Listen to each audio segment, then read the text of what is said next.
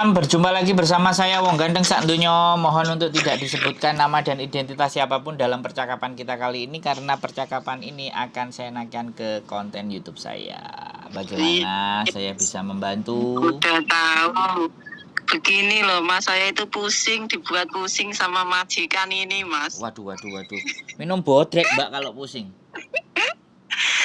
Ya gimana ya? Gimana? Cerita dulu ya Mas, gini nanti Boleh.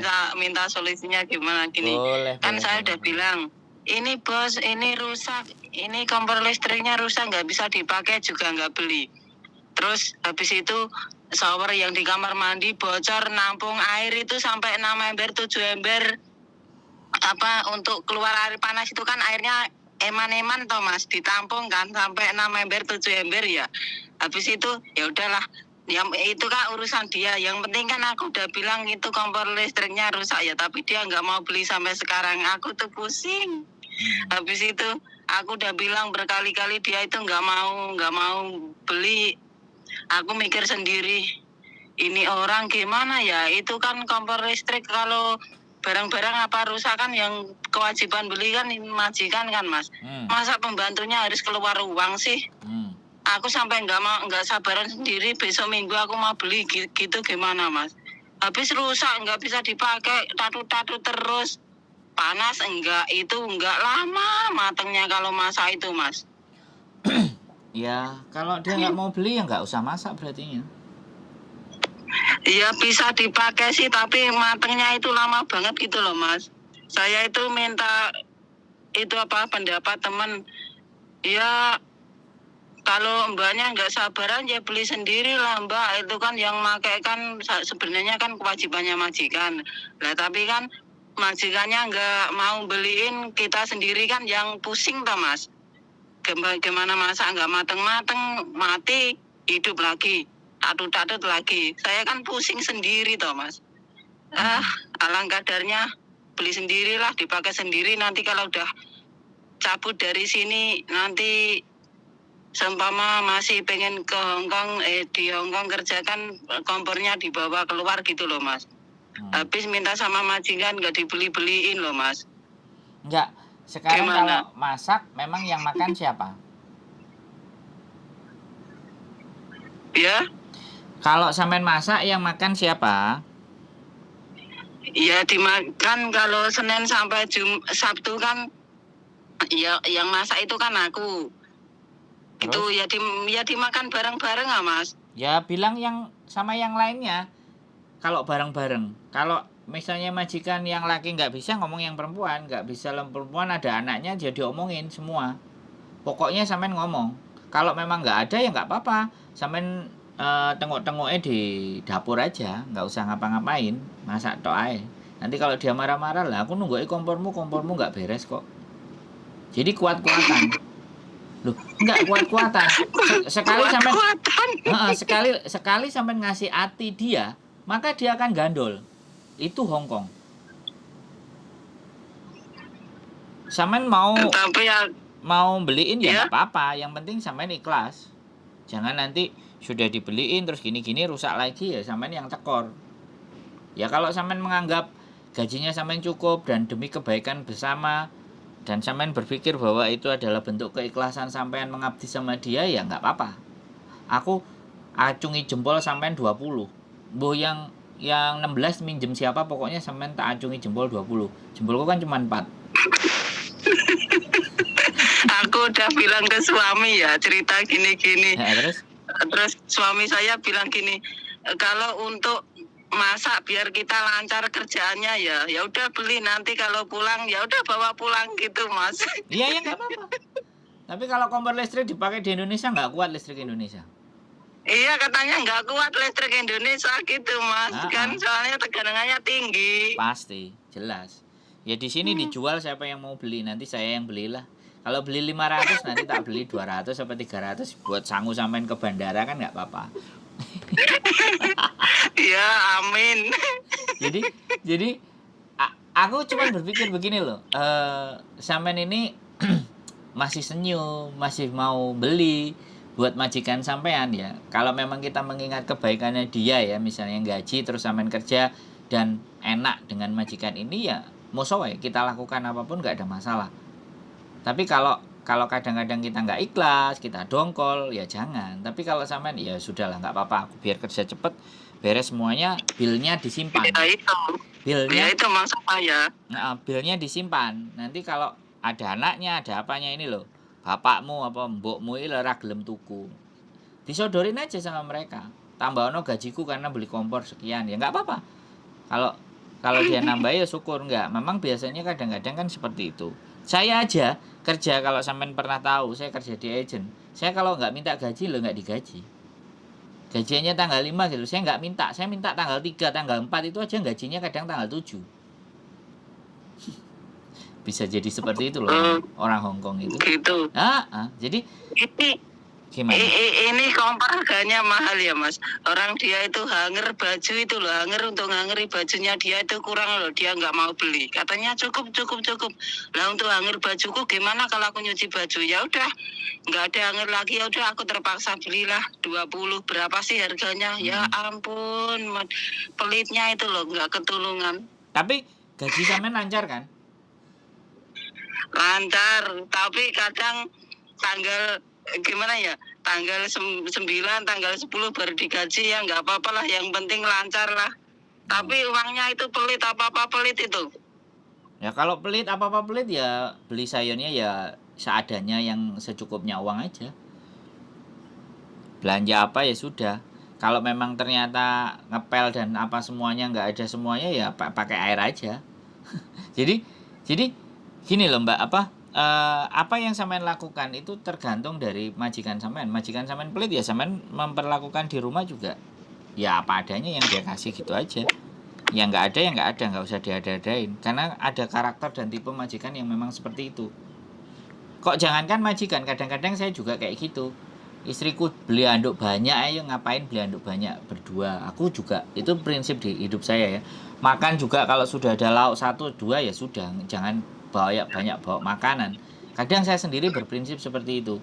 Tapi kalau saya bilang, kalau makanan, baju semuanya boleh kamu irit-irit. Tapi kalau kamu punya duit, kamu mau beli sawah, mau beli emas, silahkan. Aku bilang kayak gitu. Saya nggak pelit. Ya enggak, soalnya itu kan bisa jadi uang lagi, iya kan? Investasi lagi. Tapi kalau cuman buat makanan, cuman buat baju, ya buat apa? Yang cukup aja sampai rusak baru kita beli lagi. Kalau saya begitu. Sebenarnya prinsip seperti itu ya tergantung. Tapi kalau ya masak dan kompor rusak, ya memang beli. Mau nggak mau kan. Tapi karena itu kebutuhan. Mau isi dong. Paifan Seliti ya, ngo melok pele lelok le ya pinti ya.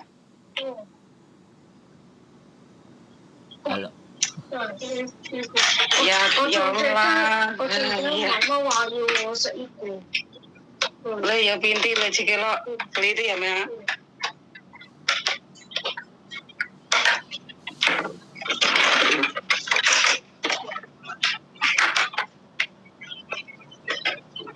Kace.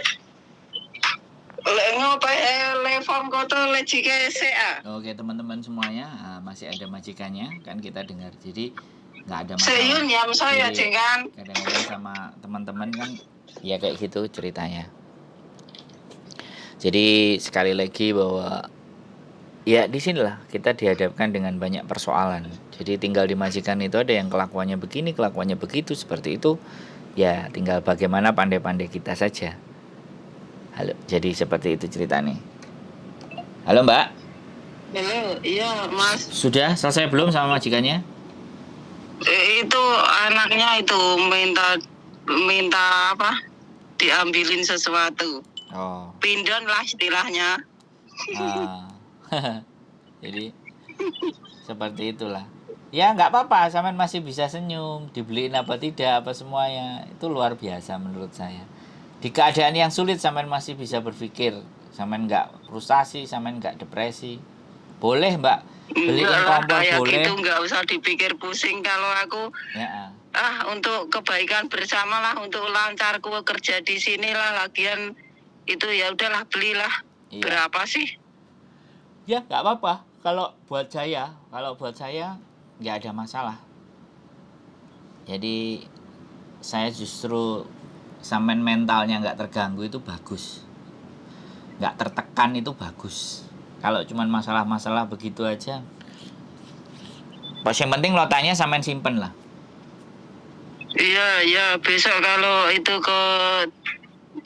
keluar ke toko elektronik, kalau udah beli itu notanya mau aku simpen. Tunjukin, kan majikannya banyak toh, ada laki-laki, ada perempuan, ada semua kan. Iya. Gitu kan, seperti itu ceritanya. Ada lagi sing diajak diskusi. Tapi orang Hongkong kok rata-rata begitu ya Mas. Beda sama Taiwan. Ya jangan disamain Mbak. Jangan disamain. Jadi ya mau gimana ya, kenyataan faktanya memang begitu. Kenyataan dan faktanya begitu Mbak. Jadi kita mau gimana lagi, tempat kita mengais rezeki seperti itu, keluarga yang kita tinggali juga kayak gitu. Ya wis, selama sampean ikhlas, sabar menerimanya dan segala sesuatunya, saya rasa rezeki itu akan didatangkan jauh lebih banyak. Berkah. Iya, amin. Keberkahan pasti akan lebih banyak, karena rezeki itu sebenarnya datang melimpah itu kepada orang-orang yang punya jiwa ikhlasnya tinggi. Rasa tenangnya kuat, rasa tenangnya itu lebar, menyabar, itu pasti, saya yakin. Dulu saya orangnya suka marah, suka ngamuan, sedikit-sedikit gak terima, ya sumpek, dapat rezekinya dikit-dikit. Giliran saya dengerin curhatnya teman-teman, ngasih waktu buat teman-teman, luang waktu buat teman-teman, nemenin ngobrol teman-teman, doa banyak mengalir di komen-komen, rezeki besok datang ada yang nyetorin duit, besok datang nyetorin duit, datang nyetorin duren, datang nyetorin sate. Aku gak ngerti Mbak, kulkasku itu sampai aku gak ngerti. Jadi malah enak gak masak Mas. Lah iya, karena memang istriku gak bisa masak dan gak punya waktu buat masak, karena dia hobinya kerja, bukan hobinya masak. Jadi berat badan juga nambah terus, aku repot juga, aku juga bingung. Makanya ya sudah, aku belajar menata hati, gak gampang marah-marah. Teman-teman bagaimana yang gak ngerti kita kasih ngerti, yang gak tahu kita kasih tahu, yang butuh ketenangan kita ketenangan. Kadang dengerin mereka nangis pun sampai sebegitunya mereka cari uangnya kan, kayak gitu tuh Mbak. Bersimpati, berempati. Sampean telepon dengan masih senyum kayak gini, saya tuh seneng Mbak sebenarnya. Ternyata masih ada itu juga. Kemarin itu ngelihat mbak-mbaknya yang ketipu garangan pengacara gadungan itu, kasihan. Lah iya toh Mbak. Kan daripada kompor yang rusak-rusak kan, mending sampean gitu loh, paham kan? Jadi iya, hidupnya masih harus banyak lebih bersyukur lagi. Ketipu hamil 2 bulan terus anaknya mau dibawa kemana ya kan? Iya. Nah, walaupun itu ulahnya mereka sendiri, walaupun itu memang akibatnya dia sendiri, tapi kan kita dijauhkan dari hal-hal yang seperti itu kan, ya termasuk seperti itu. Yang bersyukur toh Mbak. Masih kompor rusak, hanger nggak ada kan itu.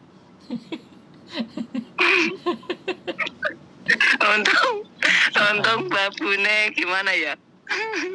Ya, untung sampean niku legowo, gampangan, nggak kakean perhitungan kan kayak gitu. Gampangan tuku lah istilahnya. Iya, nggak perhitungan gitu loh. Sampean yang nggak perhitungan, saya yakin kok.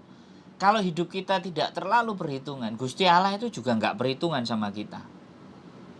Ini masalah keyakinan ya Mbak. Ini masalah keyakinan. Saya juga dulu begitu. Saya kerja hampir 8 tahun, gaji 5 juta tahun 2003 Mbak. Sedekah itu cuma hari Jumat tok Mbak, 100.000 sudah. Sebulan 400.000. Ibu jarang tak telepon, ngirimin juga suka telat, begitu-begitu. Oh, dilalah rezekiku itu semuanya hilang. Tabrakan, kedol kabeh. Saya tabrakan, sertifikat tanah tak jualin semua tanah-tanahnya. Punya 4 tempat, sekarang tinggal 1 tempat. Jadi yang balik gitu loh. Atas apa? Ngejar materi yang gak ada habisnya. kerja pagi setengah 8, pulang jam 12 malam, setengah 1. Jadi kalau melihat teman-teman bilang kerja dari pagi bangun jam 6, jam 7. Saya dulu setengah 6 itu sudah ngantri toilet karena kerja di mes 14 orang. Jadi ngantri setengah 6 di depannya kamar mandi, habis mandi berangkat setengah 8, teman-teman pulang jam 10, kita kadang pulang jam 11, jam 12 mengabdi. Jadi ya udah biasa. Jadi kalau ngelihat teman-teman capek gitu kan, ya sudah. Saya ngerasakan sekitar 7 tahunan, 8 tahunan. Ya menurut saya mendengar sampean telepon, sampean ngomong itu, sampean masih beruntung dibandingkan yang lain. Iya, amin Mas. Tak doain sampean tetap sehat, tetap senyum, tetap sama bojonya, konsultasi, ngobrol, bojonya oke. Iya. Mudah-mudahan lah. Siapa tahu besok majikan ini sampean sudah nggak tahan, keluar dapat majikan lagi yang gajinya 6.000, 5.500. Nah, amin. loh iya toh Mbak, doa kan boleh toh Mbak, ya kan? Doa orang berpuasa loh. Saya berpuasa loh Mbak, dan nggak pernah bolong loh. Iya, amin Mas. Wes sudah punya pandangan kan? Kira-kira sudah nggak bingung lagi toh? Kira-kira menurut sampean apa yang harus dilakukan, sudah mengerti kan? Iya, sudah Mas. Wis yakin lah, nyebut Gusti Allah, muga-muga rezekiku lancar karo wong medit, silite putih, motone sipit. Nah, gitu-gitu loh Mbak. Oke. Oke, makasih ya Mas, itu apa solusinya, itu apa pendapatnya, masukannya. Sehat selalu pokoknya. Jadi gimana ya, tenang gitu. Kayaknya terus gitu loh Mas. Iya. Saya tambah seneng kalau sampean bisa sampean bisa tenang, damai gitu. Artinya saya ngomong itu, saya ngoceh, saya bikin konten ada gunanya gitu loh. Itu aku seneng. Iya, kayaknya kalau telepon Mbak Yuni itu ya nggak diangkat-angkat. Telepon Mas Andre we, minta solusinya gimana lah. Semumpel istilahnya. Iya. Enggak apa-apa. Tetap dengan senyuman sudah ya, Mbak. Sudah dapat solusi, alhamdulillah. Siap. Sudah tenang saya. Tetap senyum, tetap semangat. Sampean selalu sehat gitu aja. Iya, Mas. Biar bisa nonton konten saya dan komen-komen. Kontennya sama Mbak Yuni itu. Siap. Oke. Ya udah gitu aja ya Mas. Makasih ya Mas. Sehat selalu Mbak. Sehat selalu buat sampean. Iya. Assalamualaikum. Waalaikumsalam warahmatullahi wabarakatuh. Membahagiakan ketika saya bisa telepon, mereka bisa tersenyum, mereka bisa tenang, mereka bisa damai. Walaupun saya hanya memberikan cuma omongan dan ucapan, tapi bagi saya, kalian nelpon saya itu sebuah bentuk kepercayaan. Kalian nelpon saya adalah kalian yakin kalian bisa mendapatkan pencerahan. Itu saya sangat luar biasa mengapresiasi, dan mudah-mudahan doakan saya tetap amanah, doakan saya tetap sehat agar bisa menjawab telepon kalian satu persatu. Keep stay tune my YouTube channel and see you next video. Bye bye.